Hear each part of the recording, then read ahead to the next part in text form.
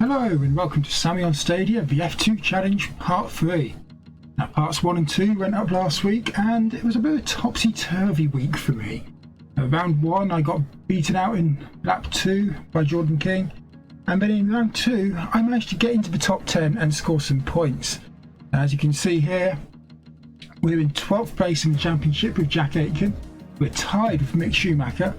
Our teammate Dorian Rocket actually is just behind us on 1 point, but we are miles away from Nobuharu Matsushita and Louis Delatraz, the two Carlin drivers in first and second, who are cleared 20 points ahead of anyone else. The next round is Vietnam. It's not one I'm as good at, so let's see how well I can do.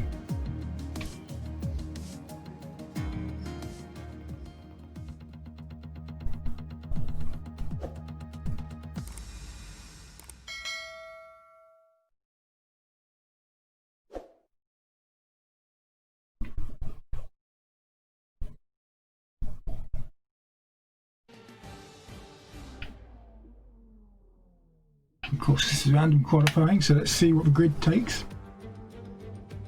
We come to you today from the magnificent capital of Vietnam for today's big race.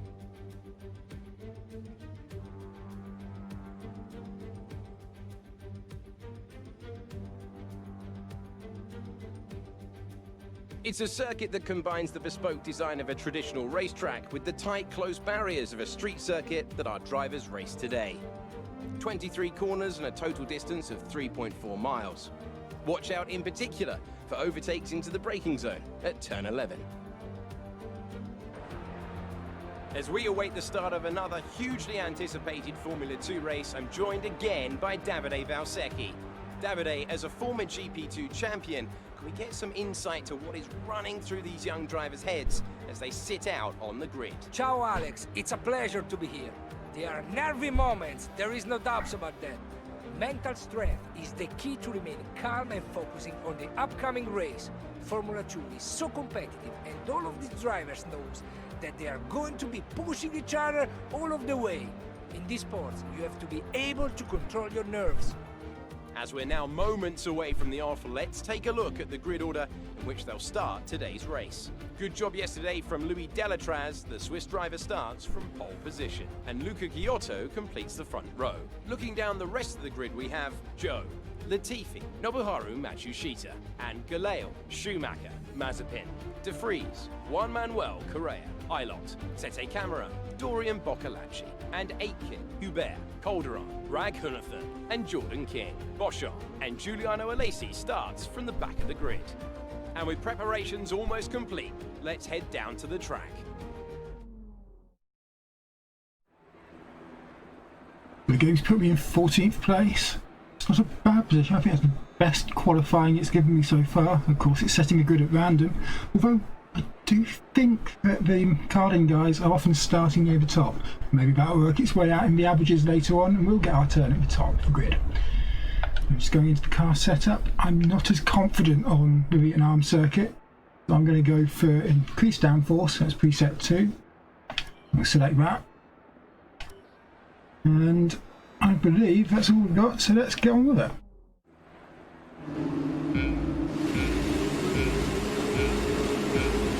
Five red lights and we're away. A decent start, and we're actually getting a bit of a jump on our teammate Boccolacci. We're ahead of already. Into the 13th going into the first corner. We'll brake a little bit earlier, but big cadence braking and eventually stopping. In the end, there's no change. We end up staying in 14th, 15th. Now with our teammate ahead of 16th. Oh dear, that's not the start I wanted really. I wanted to be gaining places, not losing them. Narrowly avoid getting any damage, touching the wall there. You see we're already over a second behind our teammate. This is going to be a tough race for me, as I knew it would. Street races and new circuits are not particularly easy for me. I've got a very aggressive driving style which doesn't really work well when you can't cut the corners. That start was okay, now stay alert for threats around you. It's saying the start was okay. I'm not convinced about that. I know I've had better starts. It started out okay, I got just crowded out into the first corner. I'm going to go a little bit longer so we don't hit the back of our teammate. That's a big braking point. It's a shame that it looks like the Vietnam F1 race won't be going ahead in 2020. So this is really the only opportunity the drivers have to race on it. Of course, the F2 cars won't go round at all. Mind that front wing. It'll need replacing if it takes too much damage. Check your MFD for a new strategy option. Asking me if I want to change strategy, and if I'm honest, I don't really want to change strategy. I don't feel like it's going to give me that much.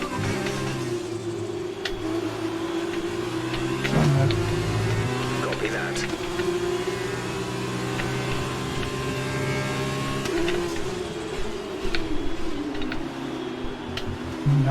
It's a 5-lap race, so no one's really going to be pitting for tyres or anything. This isn't like Silverstone where the tyres will just get eaten up and you'll have tyre failures on the last lap like Lewis Hamilton did. What a race that was. In real life F1. Of course they aren't racing over 5 laps, they're racing over a lot more.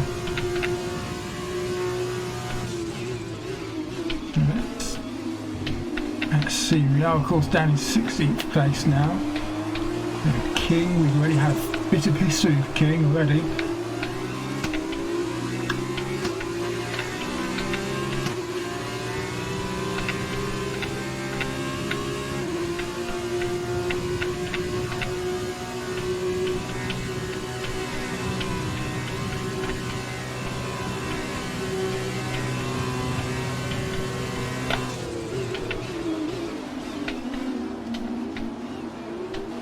Nudging him again at the corner.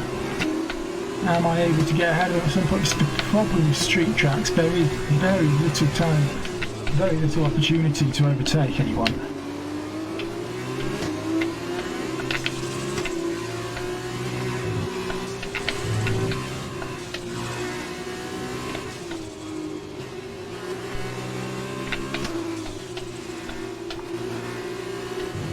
Again, of course, stay within a second, go into the DRS zone, and we'll get the use of that added boost. There's an engine boost, of course, but the aerodynamics open up and there's slightly less drag on the straights. That's a drag reduction system. We don't need that to get past King, right?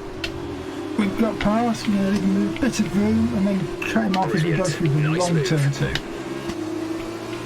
It was a very nice move, I'm very impressed with that. It's definitely a clean move. I'm very happy with it. He's gone, he spun us out again, surely. Oh no. I'm going to spin it round. And that was not good. That was not good at all. We're now miles back, over nearly 8 seconds behind the racing. That is a big shame. I mean, that's twice in 3 races now we've been spun out whilst being near to King. I don't know if he was actually touching me that time. It was clear he was in Australia. The arrows were definitely showing he was near me. I'm not entirely sure. But it looks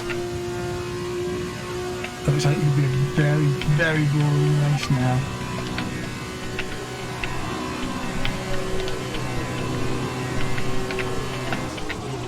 I'm just cycling through the display because I want to check the damage on that wing. I did suffer a hit. Damage doesn't seem to be any worse than it was at the start. So what this does give us is a nice clear open track. I'm not going to pit, that's just going to cost me even more time.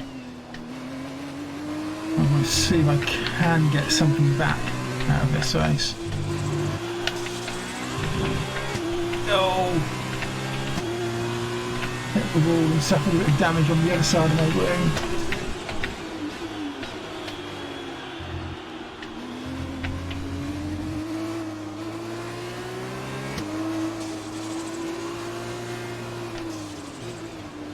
course, in this F2 challenge there is no flashbacks, no restarts, no do-overs.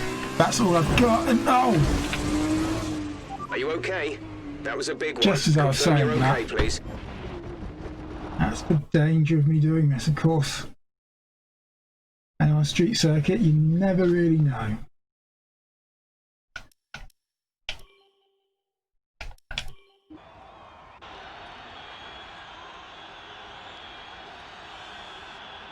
There I am, back in the pit lane again after crashing out. Not as far around the track. Brilliant stuff from Uni Virtuosi today. That's another historic win. So, Davide, how exactly did they set themselves apart from the pack today? This race, this win, was about one thing and one thing only: consistency. Anyone can be quick for just one lap, but there's a difference between that and being quick every lap, over and over and over. If you can do that, if you can gain ground when your opponents make mistakes, but then not make mistakes on your own, you can just push and push. This is it. This is where they all want to be. Here come the top three then, out onto the podium after a fascinating race.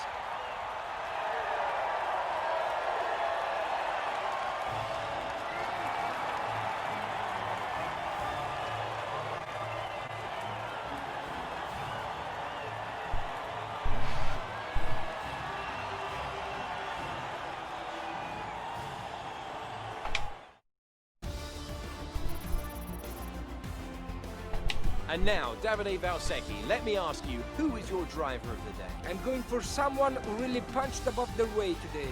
And that's the Italian, Luca Ghiotto. He was very quick through the entire race today. After all this drama, you'd be mad not to join us for the next race. We hope to see you then. Take care. Well, we're making a habit of this. Leaving races early. That was on lap 3 that time. They're not quite as bad as our Australia performance, but still not great at all. Have a look down and see if we caused anyone else to pit, and no. It was just us. And our lap times were nowhere near. I just don't like the Vietnam circuit. Not to drive on. I'm sure it'll be great to watch when the cars finally go round. Maybe later this year, more likely in 2021. But for me, when you have two cars, I don't particularly like it. It doesn't quite work for me. Thank you for watching. Hopefully round 4 will be a lot better for me.